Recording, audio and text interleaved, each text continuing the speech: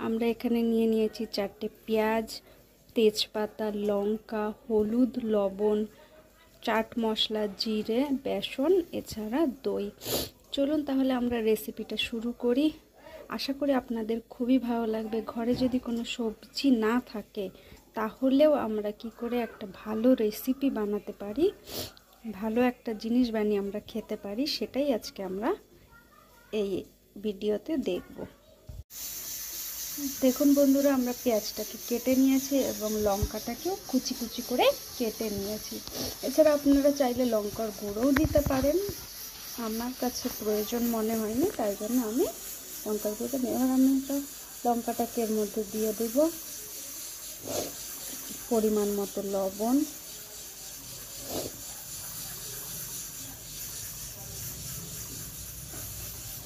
হলুদ এবং চাট মশলা।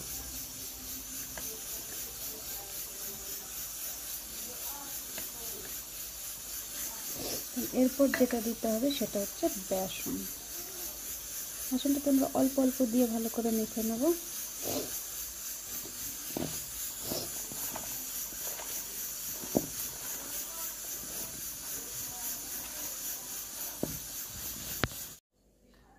দেখুন বন্ধুরা, আমরা এটাকে ভালো করে মেখে নিয়েছি। এবার এটা আমরা তেলে ফ্রাই করব। তার জন্য আমরা দেখুন কড়াই বসিয়ে দিয়েছি। এবার আমরা ফ্লেমটাকে অন করে নিচ্ছি। দেখুন আমরা কড়াইতে তেল দিয়েছি। এবার আমরা অপেক্ষা করব তেলটা গরম হওয়ার। তেলটা গরম হয়ে গেলেই আমরা একের পর এক আমাদের পেঁয়াজিগুলো ভেজে নেব। দেখুন আমাদের তেলটা গরম হয়ে গিয়েছে। এবার আমরা এটাতে এরপরে বড়গুলো ছেড়ে দেব।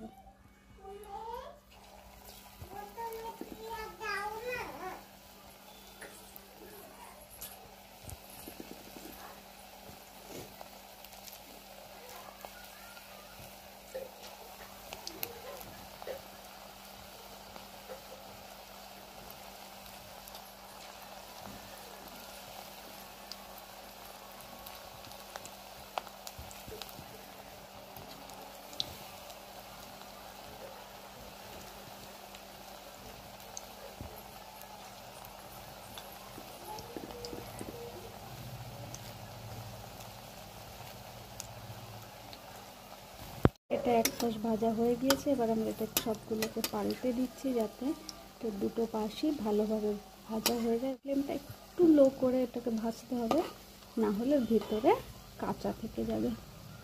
চলুন আমরা এটাকে ভেজে নিই, তারপরে দেখাচ্ছি যে এটা কি করে বানাতে হবে। এখন বন্ধুরা, যতক্ষণ পেঁয়াজটা ফ্রাই হচ্ছে ততক্ষণ আমরা কিছুটা বেসন নিয়ে নিয়েছি এবং তাতে জল দিয়ে এই বেসনটাকে ভালো করে ফেটিয়ে নিচ্ছি যাতে এর মধ্যে কোনো লাম্পস না থেকে যায়। এবং এটাকে ফেটিয়ে আমরা ভালো করে রেডি করে নেব। এবং তার সাথে সাথে আমরা যেই দইটা রেখেছিলাম ওই দইটাকেও আমরা ভালো করে একটুখানি জল দিয়ে ভালো করে ফেটিয়ে নেব।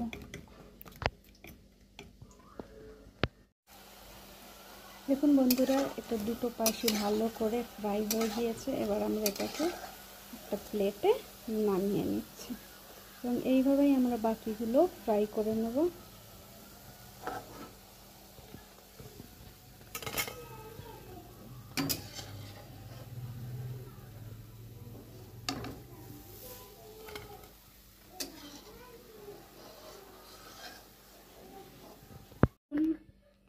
দেখুন আমরা এবার তেলটা নামিয়ে নিয়েছি। এবার আমরা তেলের মধ্যে ফোড়ন দিয়ে দেব।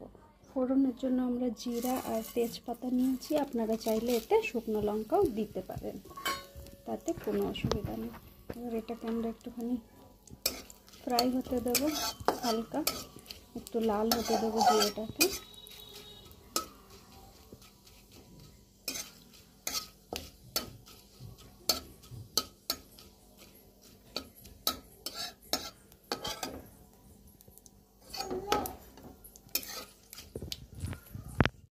এবার আমরা এর মধ্যে যে বেসনের ব্যাটারটা তৈরি করেছিলাম সেটা আমরা ঢেলে দেবো।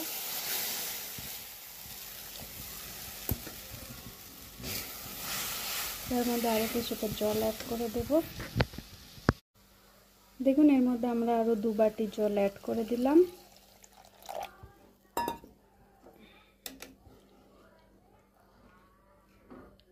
এবার আমরা এতে লবণ হলুদ দিয়ে দেবো।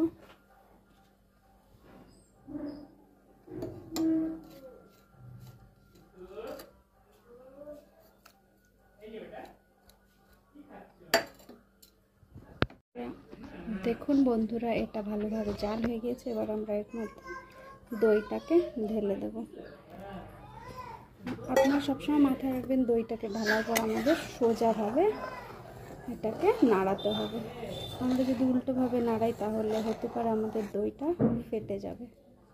এবার আমরা একটুখানি জাল উঠতে দেবো এবং তারপর আমাদের যে পেঁয়াজিগুলো ছিল সেগুলো এর মধ্যে ঢেলে দেবো।